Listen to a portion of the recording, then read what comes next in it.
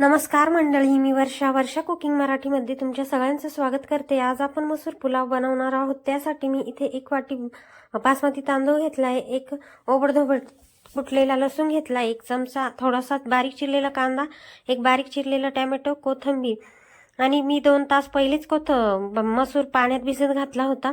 हे बघा इथे मसूर छान भिजला आहे।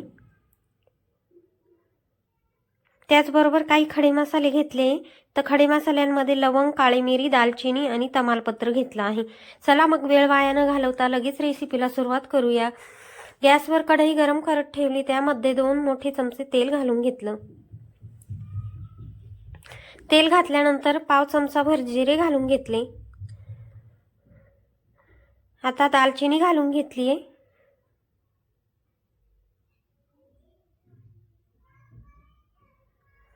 दालचिनी घातल्यानंतर 7-8 काळे मिरी घातले आणि 4-5 लवंग घातले। त्याचबरोबर तमालपत्रही घालून घेतलं। तमालपत्र घातल्यानंतर 1 चमचाभर ओबडधोबड कुटलेला लसूण घातला। तर हे बघा इथे लसूण छान परतून घ्यायचा आहे। आता लसूण छान परतला की त्यामध्ये कांदा घालून घेऊया। कांदा बघा अगदी थोडासा आहे। इथे कांदा आपल्याला छान गोल्डन ब्राउन होईपर्यंत छान परतून घ्यायचा आहे। तर हे बघा इथे कांदाही आपला परतला आहे।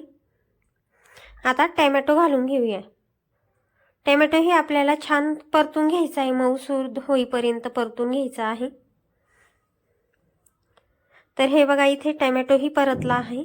आता यामध्ये आपण मिरची मसाले घालून घेऊया। त्यात पाव चमचा हळद घातली, अगदी अर्धा चमचा लाल तिखट घालून घेतलं आणि थोडीशी अर्धा चमचा धनिया पावडर घातली आणि घरगुती गरम मसाला घालून घेतला अर्धा चमचा। आता मसाले छान परतून घ्यायचे आहे।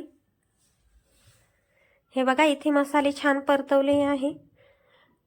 आता यामध्येच आपण अख्खा मसूर घालून घेऊया आणि अख्खा मसूर छान परतून घेऊया यामध्येच मसाल्यांमध्ये। तर हे बघा इथे अख्खा मसूर परतून घेऊया।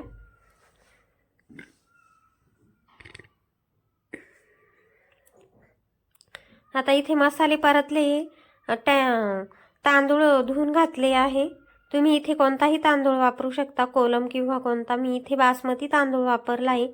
आपण हे छान मिक्स करून घेऊ आणि यामध्ये 2 ज्या वाटीने आपण बासमती तांदूळ घेतला होता त्याच वाटीने 2 वाट्या पाणी घालायचं आहे।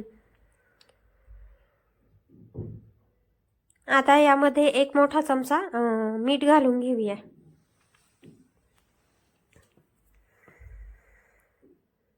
आता याला एक छान उकळी काढून घेऊया। उकळी आल्यानंतर मिक्स करून घेऊ आणि कमी गॅस करून याच्यावर छान एक झाकण ठेवायचं आहे। हे बघा झाकण थोडंसं अर्धवट ठेवायचं आहे। हे बघा आता 15 मिनिटं आपण पुलाव शिजून घेतला होता। तर यामध्ये हे बघा पाणी दिसतंय, थोडासा ओलसर वाटतोय। त्यामुळे हा पुन्हा उलटी पालटी करून पुन्हा झाकण ठेवून एक 5 ते 7 मिनिटं आपण तसाच गॅसवर ठेवणार आहोत। अगदी कमीत वेळेत हा पुलाव बनून तयार होतो। तर हे बघा झाकण ठेवून झालं, 1-7 मिनिटं झालेले। झाकण काढून घेतलं। हे बघा इथे अगदी मोकळा सुटसुटीत आपला मसूर पुलाव तयार झालेला आहे। यामध्ये आपण आता आवडीप्रमाणे कोथिंबीर घालून घेऊया। हे बघा एकही असा चिकट झालेला नाहीये, एकदम मोकळा सुटसुटीत पुलाव झालेला आहे। हे बघा इथे कोथिंबीर घालून घेतली। आता हे पुन्हा छान पुलाव मिक्स करून घेऊया। आता इथे काय करायचं, गॅस बंद करायचा आणि पुलाव काढून घ्यायचा आहे बाजूला। आता हा मसूर पुलाव आपण सर्विंग प्लेटमध्ये काढून घेऊया। तर हे बघा इथे आपला छान मसूर पुलाव तयार आहे गरमागरम। तुम्ही हा बुंदी रायत्यासोबत खाऊ शकता। व्हिडिओ आवडल्यास लाईक करा, सबस्क्राईब करा। वेळात वेळ काढून माझा व्हिडिओ बघितल्याबद्दल धन्यवाद। पुन्हा भेटूया पुढच्या व्हिडिओमध्ये।